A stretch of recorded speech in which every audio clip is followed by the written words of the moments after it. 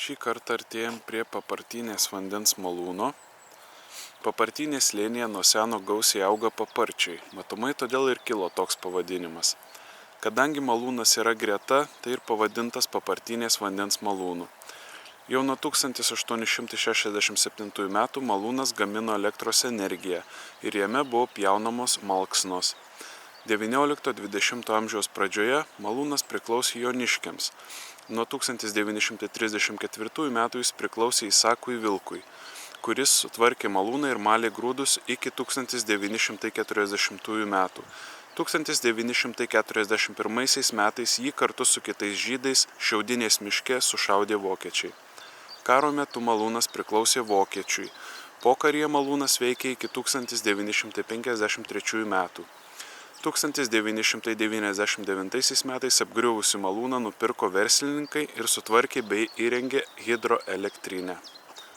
Taigi, pasivaikščiokim, apžiūrėkim, kaip viskas atrodo dabar. O koksai gražus tiltukas.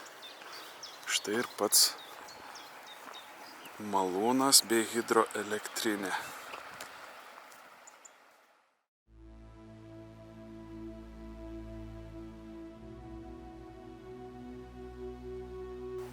Koks irgi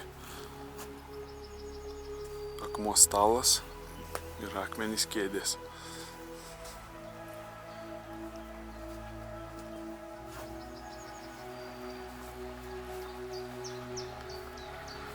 Girdisi kažkokie garsai malūne.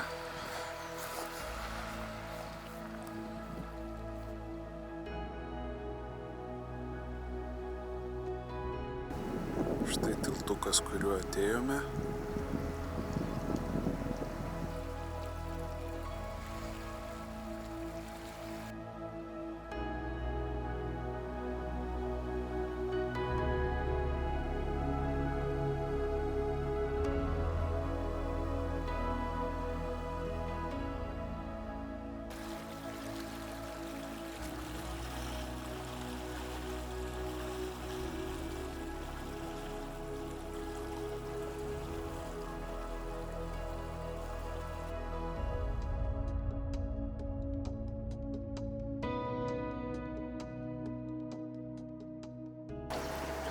Štai vanduo atiteka čia